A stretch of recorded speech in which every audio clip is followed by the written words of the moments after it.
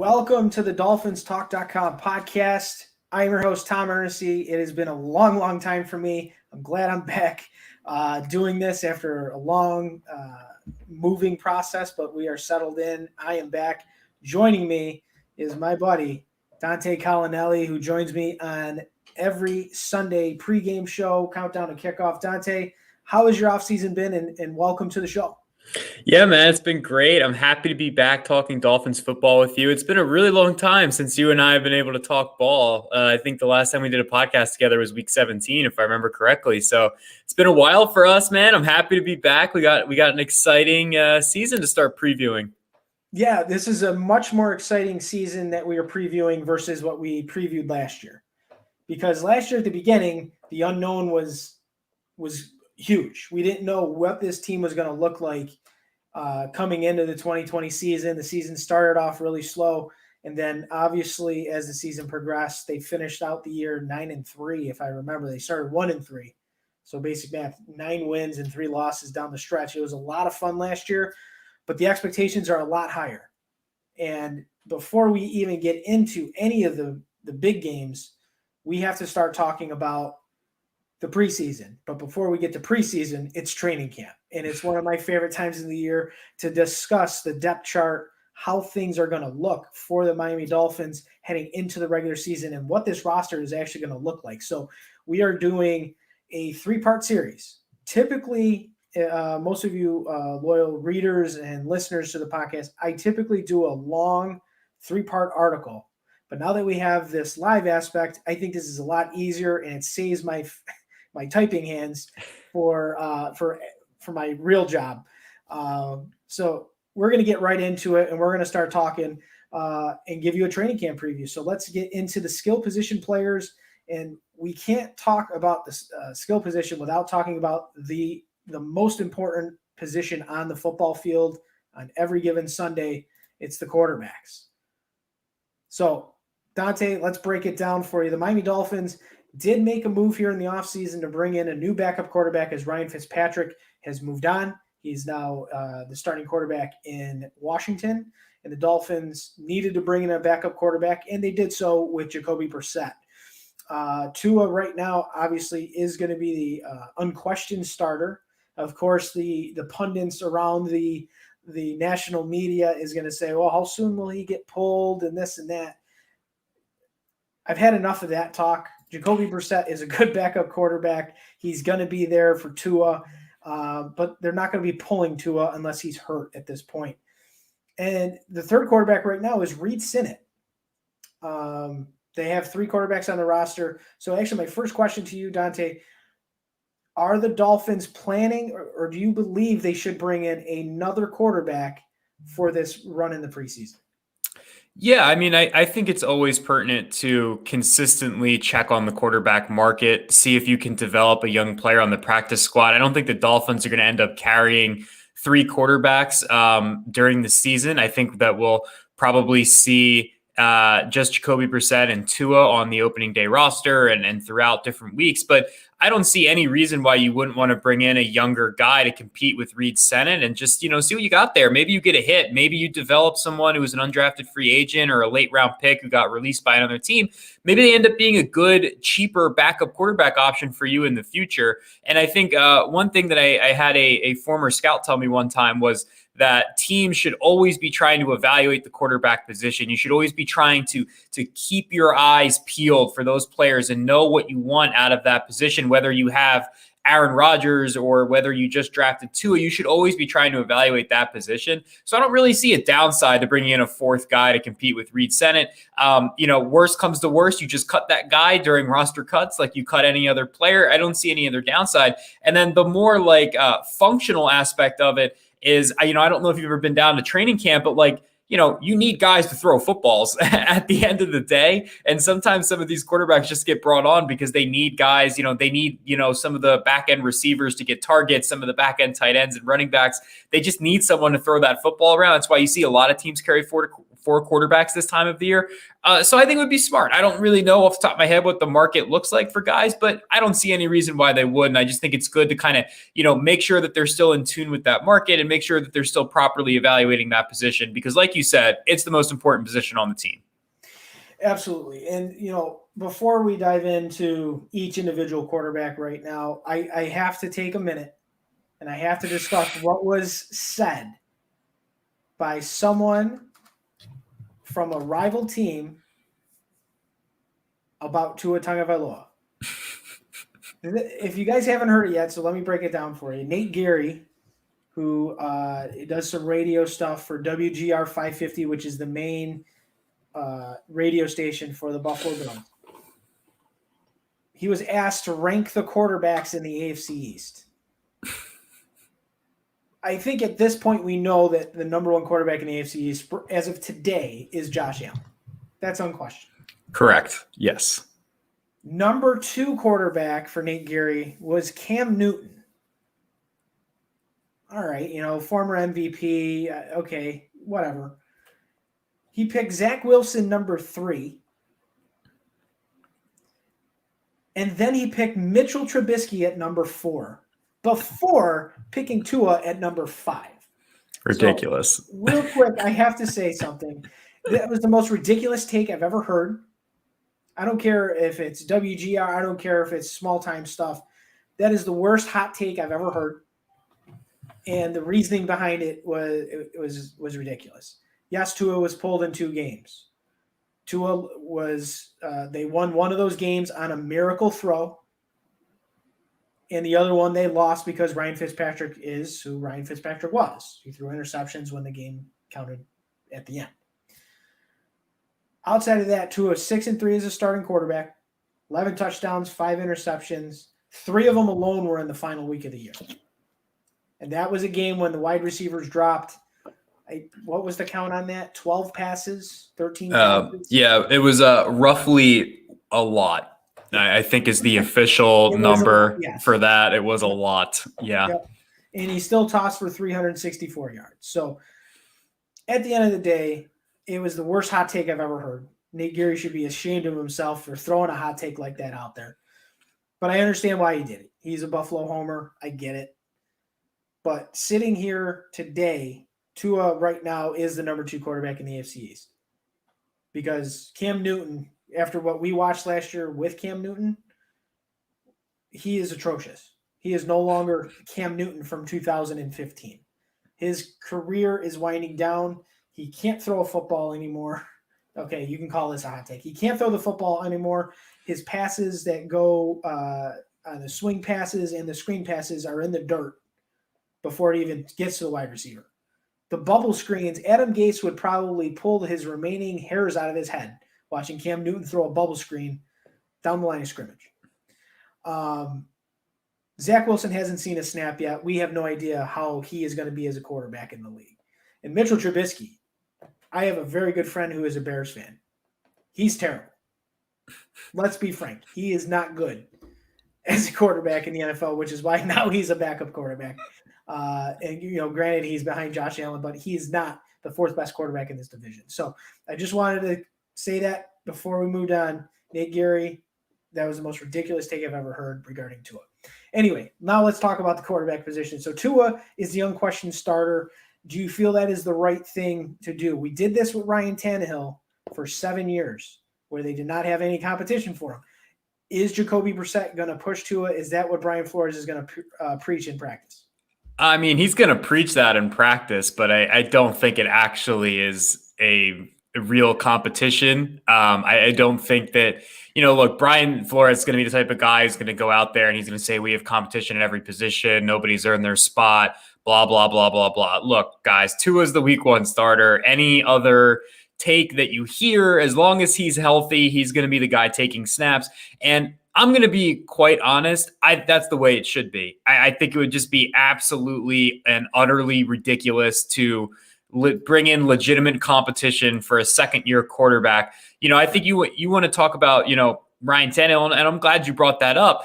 I think, obviously we could start complaining about a lack of competition for Ryan Tannehill. later in his career. But as a young player, I really don't think that was the problem. I really don't. I don't think it was ever the problem. There was that those teams were bad. I mean, let's just be honest. They were not good football teams, and Ryan Tannehill needed a support system around him. It's not like he went to Tennessee and all of a sudden he got pushed by a backup quarterback, and now he's great. I mean, he blew Marcus Mariota out of the water when he came in. That wasn't much of a competition once Tannehill got in there. So I think that, again, Tua needs to be the unquestioned guy, and I was very, if you guys listened to the Countdown to Kickoff show last year, that I was a staunch opponent of playing Ryan Fitzpatrick in any capacity at all. Which, again, I will stick to my guns on that one. I think I was right, and I'm, going to keep preaching that. So I think that Tua's the guy. If he's the guy, you need to fully invest in him. You need to throw him out onto the field. This is not the 1980s anymore where quarterbacks sit behind an established backup for 2 years and then they come in and take over the franchise. That's just not how it works anymore. You don't get that time anymore. The quarterback evaluation period has been sped up. So yeah, Tua's the guy. He should be the guy. He needs to be the guy. And quite frankly, he's better than Jacoby Brissett. I don't really he is. His ceiling is better. I think at worst, he's just as good as Jacoby Brissett is right now. At worst, that's like the low end of the spectrum. I think that, I'm very excited to not have a quarterback controversy because I think that was probably my least favorite thing that the coaching staff has done since they came to Miami as a whole. Brian Flores, I thought the way that they handled the quarterback position last year was laughably bad.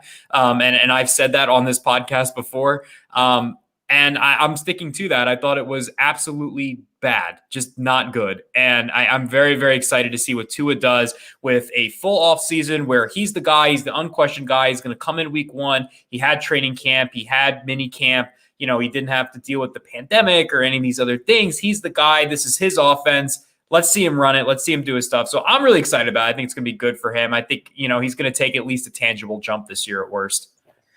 Yeah, and we're going to get into the other things that they've done to help Tua in his development in year 2. But you hit the nail on the head, and we talked about this constantly, and we're going to still talk about it. In last season, Tua focused on rehab.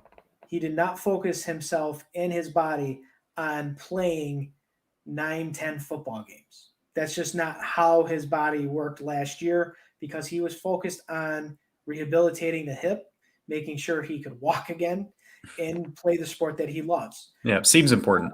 And you could tell towards the end of the year, it looked like he was laboring on the football field. It did not look like he was comfortable. His footwork wasn't the best. It looked like he was just laboring a lot. It looked like the hip was kind of bothering. He's had an entire strengthening offseason. We've all seen the Instagram videos. We've all seen the workouts. He looks primed and ready to have a very good season, and I'm here for it. And I'm happy Jacoby Brissett is here because it's not going to tempt Brian Flores enough to replace Tua if he's struggling with Jacoby Brissett. Let Tua live with what he's doing, let him learn from his mistakes, and let him develop. Yes, they say the clock is ticking on Tua, but you have to look within the division and look at a guy like Josh Allen. After 2 seasons in Buffalo, they should have said, yeah, we got to try to figure something else out. They stuck with him. They gave him the talent. They gave him Stephon Diggs. Cole Beasley it came around. Gabe Davis had a very good rookie year. And Josh Allen was lights out last year. He was an MVP candidate last year, and the Bills' offense was really, really good. But they didn't give up on Josh Allen. They gave him the tools. They gave him the coaching. Now this is where he is. We'll see if it continues for him. But with Tua, this is the leap forward. They gave him a lot of help. I think he's going to make that next step, which is going to be fantastic. Let's dive into the running back position. My favorite position, Dante, as you well know, during draft time, this is my favorite position to talk about. And the reason behind it is I don't think they did enough. I really don't think they did enough to help in that position. And I've been a firm component of to help a young quarterback develop in this league, you need to have a sound ground game. You don't have to have an upper echelon 1A. I understand you can run many different guys, They did that last year, and it failed. It failed maybe because Myles Gaskin was out, and he didn't play the plethora of games that he should, we wanted him to play based on his production. I still believe they need a bell cow back. I still cringe to the day that they passed on Najee Harris, but I understand Jalen Phillips is a good football player. I'm not mad about that. I'm mad that they had a guy that is probably going to transform the Pittsburgh Steelers this year into who they were back when Le'Veon Bell was in his prime, and not stifling baby mamas for those checks that he's now not paying. The depth chart for the running back position is Myles Gaskin, Malcolm Brown, who they brought in from the Rams as an unrestricted free agent. They drafted Jared Dokes out of Cincinnati, 7th round pick. Patrick Laird is still here. Jordan Scarlett, and then we got Salvin Ahmed. Dante, I know you're not a huge proponent of drafting running backs high, but what do you think of this group? Do you think that this group is going to give enough for the Miami Dolphins to succeed on offense? Yeah, I think it comes down to what your definition of enough is. I think that they'll be serviceable because, we're not going to talk about it on this show, but I think the Dolphins have very much improved their offensive line. And typically what you see with teams around the league is a direct correlation of offensive line improvement and running back improvement, which is the reason that I was jumping for joy when the Dolphins did not select Najee Harris at pick 18. I was absolutely ecstatic. I think drafting a running back in the first round is quite possibly the worst decision that any franchise could make. But you and I just very different philosophies there. But I do understand what you're saying, right? It is important to have a balance on offense. You do want to be able to run the football. You don't want to be a one-dimensional team. That's certainly not what I'm advocating for. I think that Myles Gaskin, Salvin Ahmed, Malcolm Brown, I think you can get enough out of those three guys to at least be productive. And you know what? I think that the Dolphins showed that they could run the football at times last year. I mean, I remember sitting in the stands watching them go for over 100 with Salvin Ahmed against the Patriots, which was still a good run defense last year, despite all of their different struggles. Their defense was, still pretty okay. So, if the Dolphins offensive line can really take a jump, if we see Solomon Kinley come back healthy, he takes a jump. We see Robert Hunt play a little bit better at guard, and Liam Eichenberg's a good, plug in at tackle. I mean, we could really see this team take a jump and open up more holes, make the lives of Myles Gaskin, Salvin Ahmed, and Malcolm Brown easier. Now, is this going to be a running back room that's going to blow you away? Is this going to be a running back room that's going to be really productive, that's going to be the focal point of this team? I mean, absolutely not. It's not going to be that way. And I'll be honest, I would not have hated if the Dolphins went out and signed a bit more of a veteranish presence, a guy who's been a little bit more established, maybe at the back end of his career. I know a lot of Dolphins fans weren't a fan of this, but I wouldn't hate it if they would have signed James Conner, even to just like a prove it deal, just to show up and see what he has.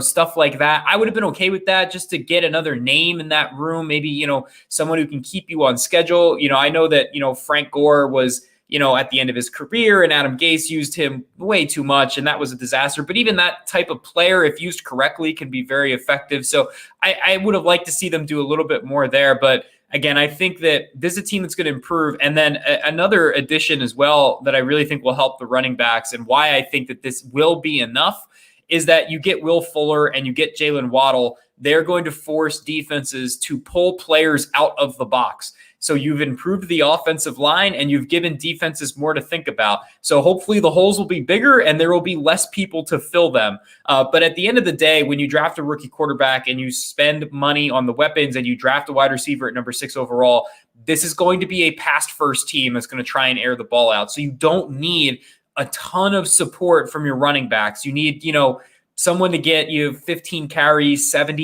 80-ish yards a game, and just keep the chains moving, keep, positive, help you close out games. I think that's when the running game is really important, when you're trying to close games. You're up by 2 scores halfway through the third quarter. Can you grind some clock with the running game? I think that's where it comes into play. And I think the Dolphins, again, if the offensive line improves, and these guys, maybe Gaskin takes a step up in another year, Ahmed takes a step up in another year, and those guys improve as well, I do think they can give them enough. But I agree with you in the sense that I think they could have done more.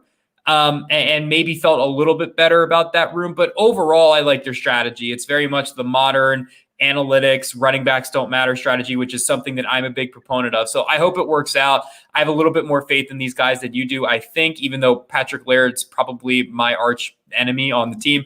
But I do think that these guys will be able to do enough for Miami to have at least a serviceable running game, which I think right now is all you need in the NFL. At the end of the day, the depth chart is what it looks like based on how I read it. This is Myles Gaskin's job to lose. I think the most important thing for Myles Gaskin is he needs to stay healthy.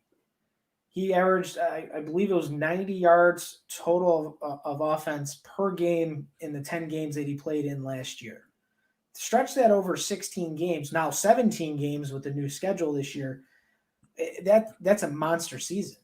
That is a huge season for a former seventh round pick, and a smaller, albeit powerful runner like Myles Gaskin. He's good out of the backfield. He's got great hands.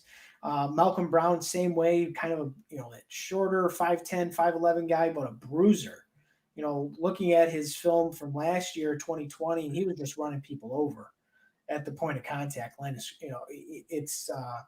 It's good to see, and I'm glad they did bring him in.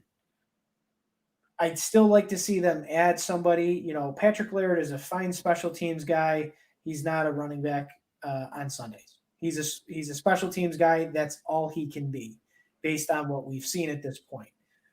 No disrespect to him, but Salvin Ahmed needs to be the guy that takes that in my opinion, he needs to be that fourth running back. And I'm intrigued by Jared Dokes. And I know you've done some study on him, film breakdowns and things like that. And there's a lot to like with his game, and I think he can provide a lot of punch for this ground game. What do you think the camp battle is going to be? Do you believe it's going to be that 3 and 4 running back? I believe they're going to carry 4 running backs, but who do you think comes out of that camp battle with those positions?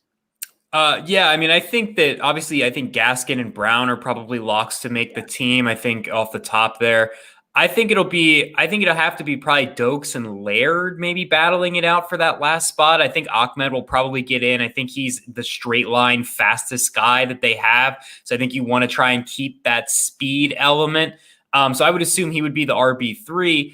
I would say that it would be between Dokes and Laird. And I think one of the things, obviously, you're going to have to make a decision, right, is do you value Laird's special teams ability over Dokes, he's going to give you a bit more on offense and as an actual ball carrier. But as an RB4, how much do you care about that? My argument for Dokes would be, and I did a film breakdown for him on DolphinsTalk.com. You can check that out. It's on the site. And one of the things that I talk about a lot in that piece is that Jared Dokes is an incredibly talented pass protector. And I think that that's something that the Dolphins could really utilize. I mean, he is a brick wall back there. He laid out some linebackers last season at Cincinnati, and that was something that I was very impressed with. And he's also a pretty good pass catcher. So he almost profiles as a very solid third down back. And for me, that would be something that I would value over Patrick Laird's special teams ability. So I think those two guys are going to have to battle it out. But again, you're going to have to sit down if you're Coach Flores and decide, okay, do I need Patrick Laird on special teams? Or do I want Jared Dokes, who I think can bring a little bit more pop, like you talked about in the running game. And then, he can do that. He can do some of those really good things on third downs as far as pass protect and pass catch as well. So it's going to be interesting. I would assume it would be down to those two guys, though. Yeah, like I said, I'm intrigued by Dokes. I think he may find his way there. Obviously, a strong preseason in camp is going to definitely help propel him because he does have an uphill battle being a rookie, and albeit a 7th rounder. But, the veteran guys there, they know the system. They know Brian Flores. Flores knows them. Dokes has to really get Flores' attention. And obviously the offensive coordinators' attention as well, which I love your eye roll right there. Ridiculous. I'm intrigued to see how this is going to work. I think there is going to be only one play caller on Sundays.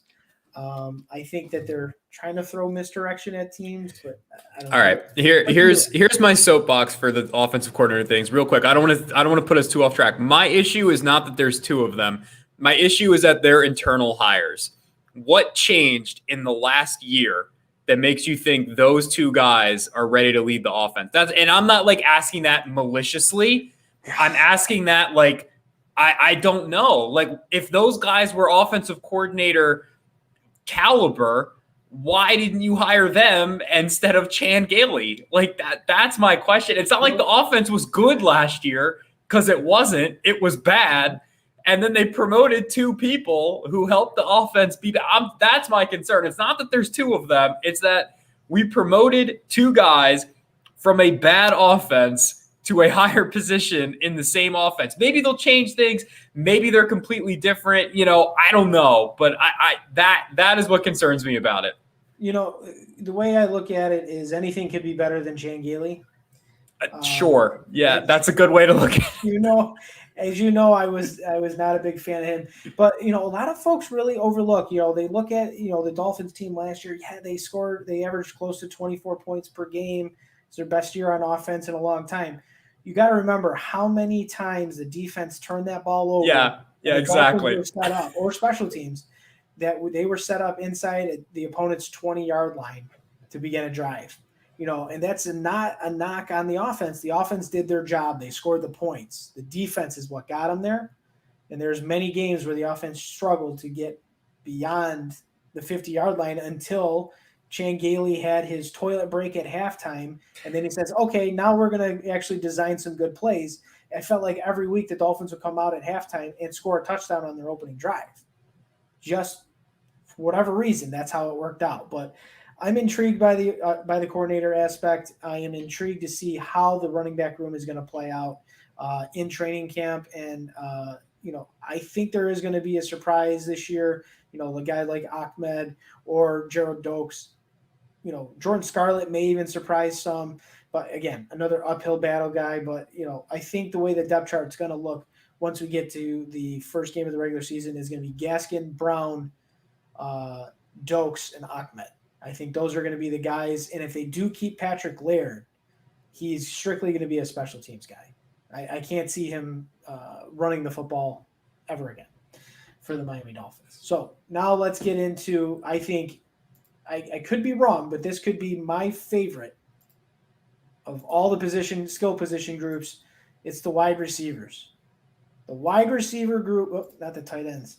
The wide receiver group is probably the best I've seen it in a long time, and they've made tremendous improvements to this group in this offseason. Dante, before we dive into the depth chart, we got to talk about the additions. We got to talk about the additions of Will Fuller as a free agent on a one-year deal, prove-it deal, suspended for the first game, but he comes aboard with lightning fast speed and the ability just to blow a top off the defense, to pair with another guy who can absolutely obliterate a defensive game plan with his ability in the open field to make guys miss. His route running ability, his stop and go is incredible. They drafted Jalen Waddle at the number 6 spot in this draft. Let's talk about those two guys first before we dive into the full depth chart. How do you feel about the additions of these guys and how it's going to improve this offense and what they're going to bring to the table? Yeah, when I tell you I could not have scripted two better players to alleviate the Dolphins' problems in the passing attack, I mean it. These are, just absolutely exactly what the Dolphins needed in Will Fuller and Jalen Waddle. One of the things that you and I both complained about last year for a lot was just like, this team just cannot generate explosive plays on offense. The wide receivers can't separate from a statue. We got a bunch of catch point guys, a bunch of tall dudes. We need some juice. The Dolphins needed some juice on offense last year. And Jalen Waddle and Will Fuller have a ton of juice, man. They're going to be absolutely phenomenal. They're going to open up this offense. This is going to look significantly closer to what Tua had at Alabama, as far as you have your outside guys, you have your Preston Williamses and Devontae Parkers of the world, but to complement those guys, you have your Jalen Waddles and your Will Fullers who can blow the top off of defenses. More specifically, you get a player in Will Fuller who's a incredibly talented vertical threat, right? So he's running the nines, the posts, the comebacks, those different things. That's where Will Fuller thrives. Now you get Jalen Waddle into the game. He's more, he can do those things. He's a great vertical speed threat. Don't get me wrong, but he can be your horizontal deep threat, right? What do we see with a lot of NFL offenses right now? It's that motion man, that jet sweep man, right? Every time we see constantly players going in motion. That's another thing that you and I complained about last year. The Dolphins offense, incredibly stoic, just very blah, right? Jalen Waddle gives you creativity. He gives you a legitimate jet sweep guy, right? They try to use Lynn Bowden in that role and Hakeem Grant, and those guys are okay, but they're not really pushing, they're not really threatening defenses. Jalen Waddle is going to threaten defenses. So you get your horizontal stretch speed guy and you get your vertical stretch speed guy in Fuller and Waddle. That's exactly what this offense was missing last year. They didn't have that player that could threaten defenses. And threaten them. Okay, if they throw a bubble screen at Jalen Waddle and I'm a defensive coordinator, it's like, okay, I need to prepare my players to tackle him every week because he runs a 4.3 and he's strong as hell. And then I have to worry about Will Fuller blowing the top off from the slot or even from the outside as well. So as a defensive coordinator, I'm torn. If I double cover Will Fuller, well, that's going to leave single coverage on Devontae Parker. That's also going to take somebody out of the box for the running game, or it's going to take someone out of the box on a bubble screen to Jalen Waddle on the outside. So if you're a defensive coordinator, you have to think about these things. When teams played Miami last year, they did not have to think about these things. They weren't worried. I mean, Hakeem Grant had, some moments of brilliance, but defensive coordinators were more than willing to let Hakeem Grant get a 20-yard run on a reverse once or twice and just continue to pester Devontae Parker or stack the box and stop the run game. They didn't have to worry about those things. They're going to have to worry about Will Fuller as long as he's healthy. And same thing for Jalen Waddle. Those guys are dynamic players. And that's exactly what this team was missing. So like I said at the top, I don't think you could have scripted two better additions to this team than what they got there. I agree with you. I was very happy when they brought in Will Fuller. I was ecstatic when they brought in Jalen Waddle. I was between Chase and Waddle at 6, and when once Chase was the pick, we had to know as fans they were taking Jalen Waddle because of the continuity with Tua in their time in Alabama. That's important, so you don't they know each other forward and back. Like Tua will know where Jalen Waddle is going to be. We saw that in some of the mini camp tweets from some of the beat writers. Is like Tua know where Jalen Waddle was going to be, and he put the ball on target, and Waddle just ran under it. And I think that's going to be a key component. And you're 100% right.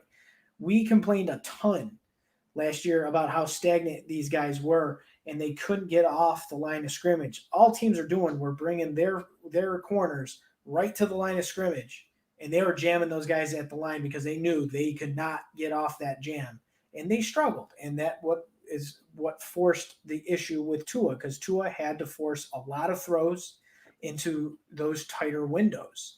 And he wasn't comfortable doing that in his rookie season. So you bring in these two guys.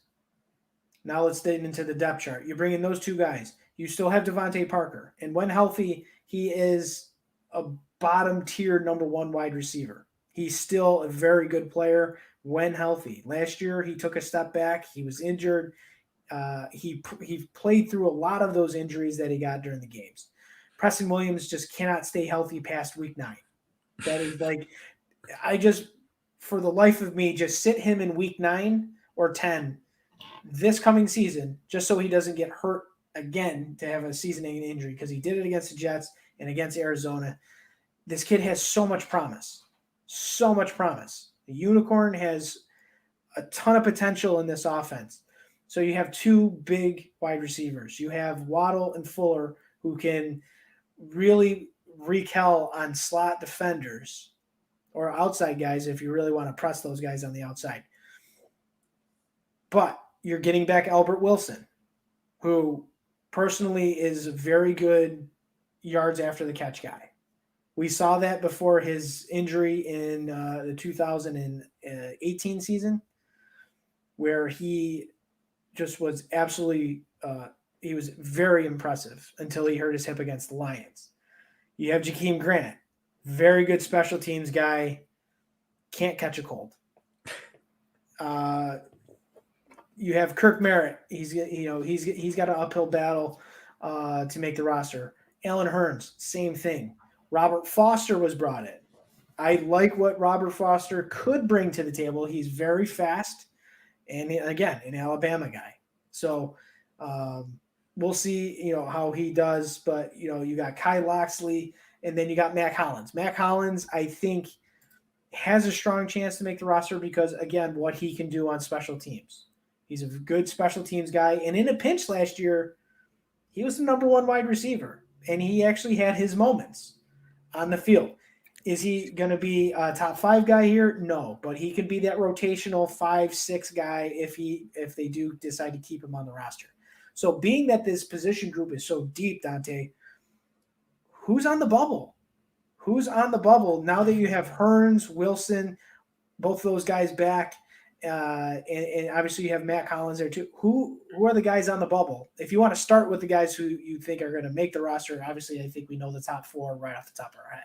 Right. I would say, honestly, I'm a little bit hesitant to say that Preston's definitely in. I think it's like 85% that he's going to be on the roster. But, even I would say that he's a little bit on the bubble. I mean, he just can't stay healthy. The Dolphins aren't really tied to him, and they have some guys. I mean, look, if Albert Wilson, Lynn Bowden, and like Robert Foster really impress, I mean, are you going to keep Preston Williams? I don't know. I would hope so. But again, how confident are they in his ability to stay healthy? How does he come back from that injury? Do they want, it seems like they're kind of moving towards a different type of receiver. I would keep him around because I think you need that backup X at worst for Parker, even if you're not going to play 2 of those guys consistently. But even if we say it's Williams, Waddle, Fuller, and Parker as the 4 guys that we think are, I'm assuming those are your 4 as well off the top that we think are going to make the team.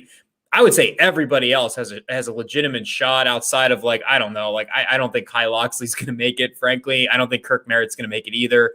But I would say, you're looking at Lynn Bowden. Malcolm Perry's still a guy who's in the picture as well at wide receiver. Albert Wilson's back. Alan Hearns, Mac Hollins, Hakeem Grant. I think all those guys are going to be battling for, man, I don't know. What are they going to keep? 7 at most, probably 7 receivers, I would think. So those guys are probably battling for 3.5 spots if you want to do over-unders. So it's going to be tough, man. But I would say all those guys are on the bubble. And, it kind of comes down to, what do the Dolphins value? How much does special teams factor into that? Because, again, you talked about Mac Hollins, and, we can talk about Mac Hollins' ability as a receiver all night. But, like you said, let's be honest. I mean, he's a special teams guy, and he's very good at it. And I think he's worth rostering because of that ability. Special teams gets kicked to the curb a lot, but it matters. If you don't have good special teams, you can lose football games. And Mac Hollins is a very good special teamer. He's a great gunner. He's a good blocker, different things like that. I mean, he even tackles people. He's very good. And I think that's worth rostering. So you have to talk about, okay, is Hakeem Grant, is he going to be the kick return guy? Are they going to give those responsibilities to Jalen Waddle, or is Lynn Bowden going to take those? Is Noah Igbenogany in that competition? Who wins that competition?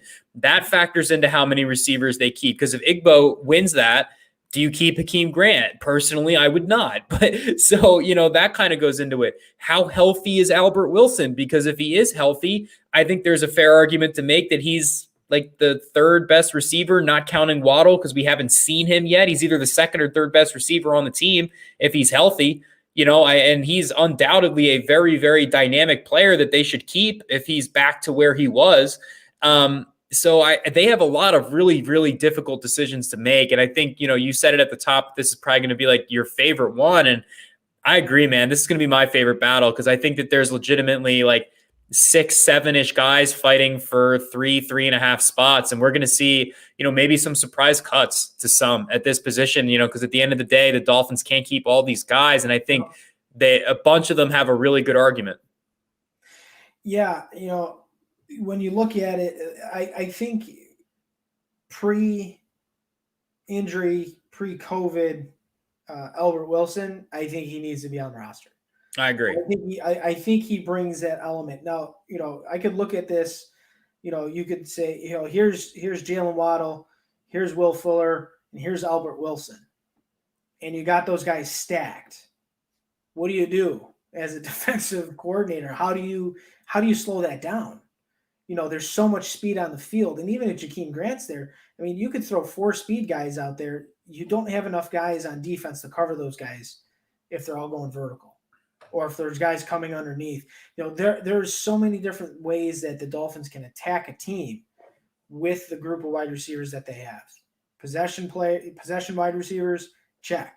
Speed wide receivers, check. Guys that can catch the football and not drop them, check for the most part.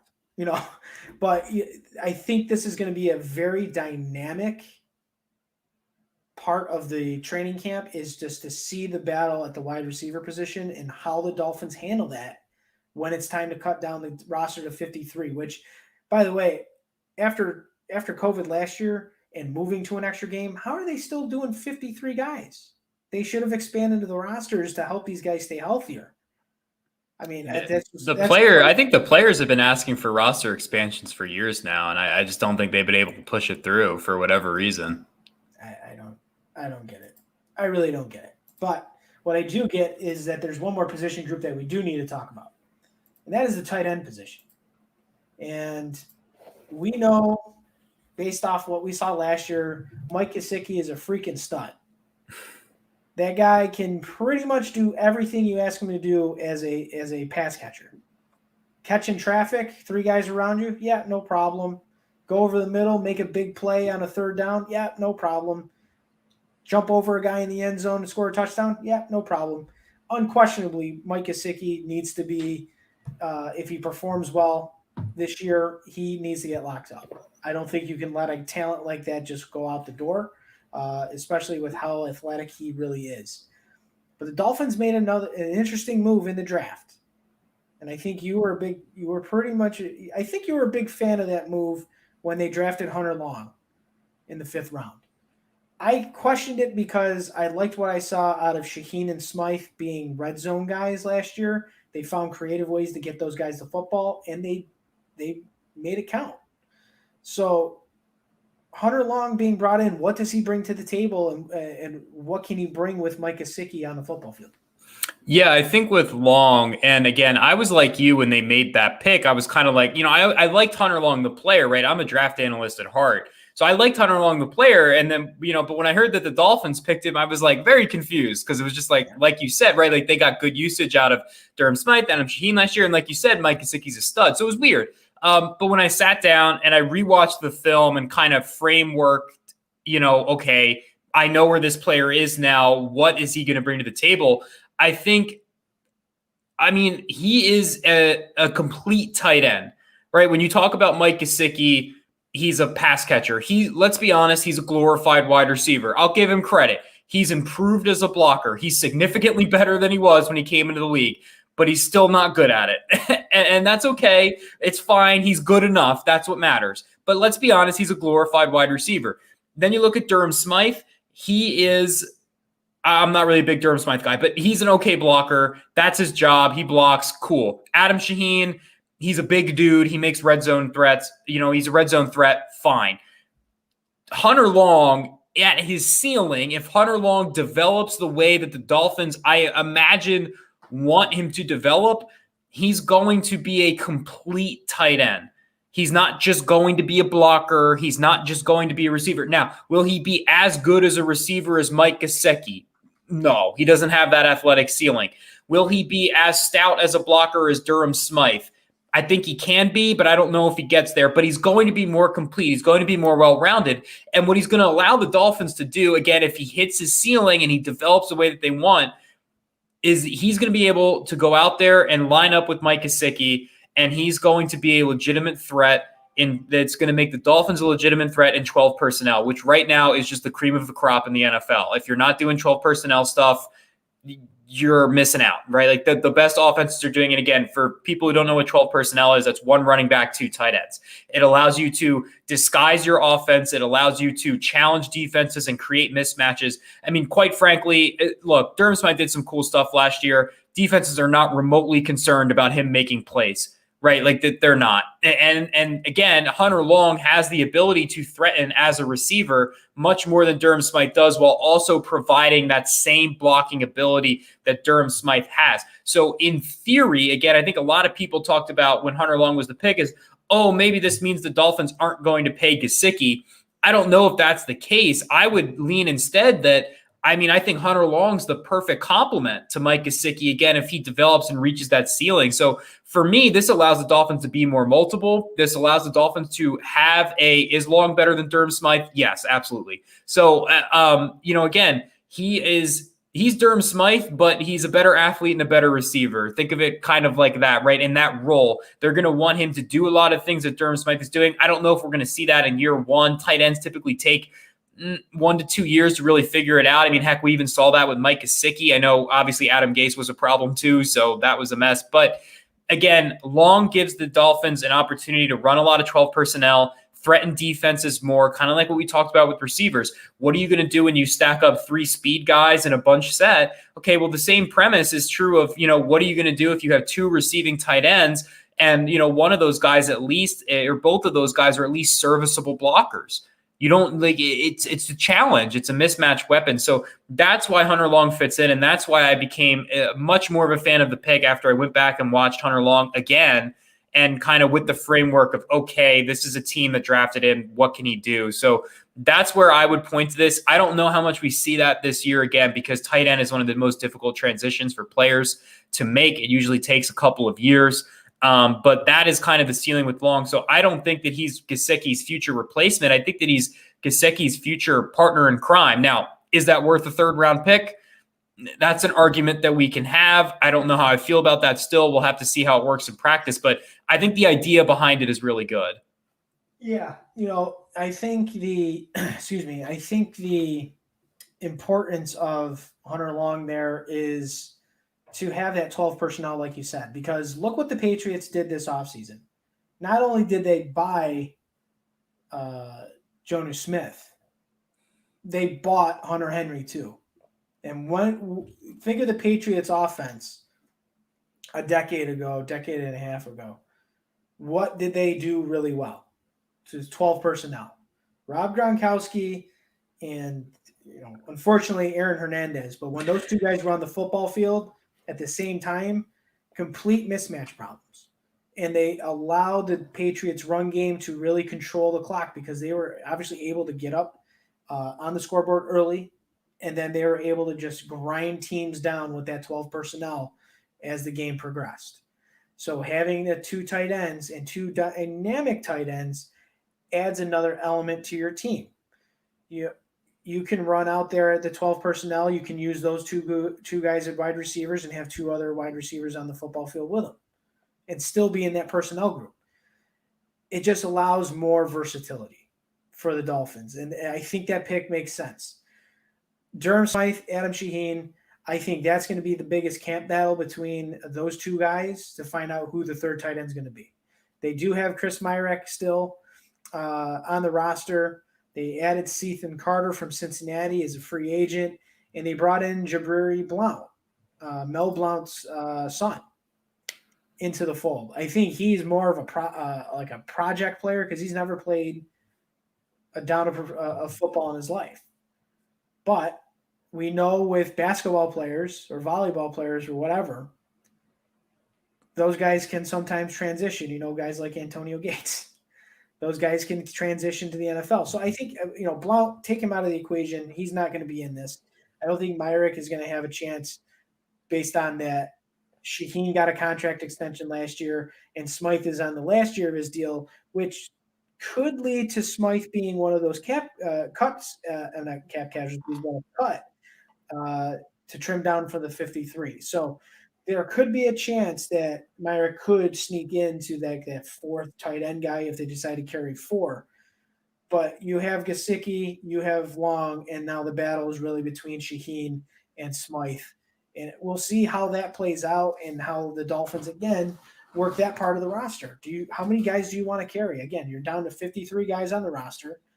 Every Sunday, or throughout the season, you have 53 active guys, 46 guys on Sunday. There's only so many spots you can do You need to make sure you have your offensive linemen. You need to make sure that you have your defensive, your corners. You got to have some edge rushers, and obviously your wide receivers. So you can't have too many tight ends on the active roster. So that's going to be an interesting camp battle. I think those two guys are the guys really to watch there. That's it for part one. So we talked about the skill guys. We're going to get into the other positions, and obviously one of Dante's favorite categories, the offensive line, the trenches. Those guys, you mentioned the improvement on that offensive line. We are going to talk about that in part two of our series, which we'll announce as we progress through the week when we will have that second part.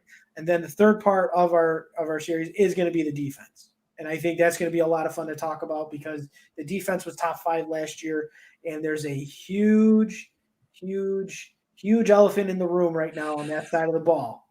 We're not going to get into it right now, but you all know who we're talking about. X.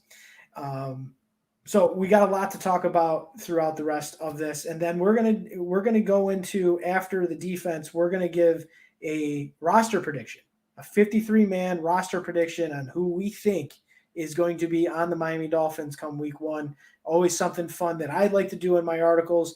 Now adding Dante into the mix. Let's see how that plays out, and then we'll talk about it maybe during our first countdown to kickoff show for the regular season and see how the roster pans out. So I'd like to thank everybody for watching and listening. Be sure to go to dolphinstalk.com every single day for all the latest Miami Dolphins news and information. Be sure to go to manscaped.com and use the promo code DolphinsTalk for 20% off your order and free shipping. Again, manscaped.com, promo code DolphinsTalk for 20% and free shipping. Be sure to check them out. And that is it. Dante, do you have anything you'd like to say before we wrap up? No, I think we did. I think we killed it, man. That was great. Excellent. So thank you all for joining us, and we will talk to you again after a while.